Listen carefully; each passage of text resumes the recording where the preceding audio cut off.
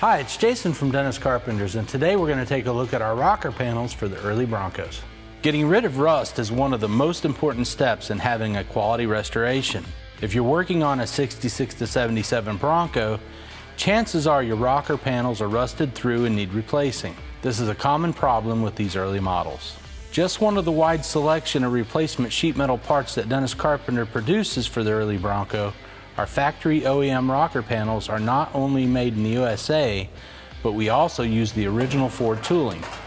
This ensures an exact fit and unmatched quality. Made from the correct 18-gauge steel, they will fit either the driver's or passenger side. They include the dog leg up front and in the back of the door opening, and even have the correct type and number of spot wells used at the factory by the Ford Motor Company. So if you're restoring an early Bronco, you can find this and many other quality restoration parts for your project at dennis-carpenter.com. Thanks for watching. Don't forget to subscribe to stay up to date on our latest releases. You can also follow us on Instagram, Facebook, and Twitter.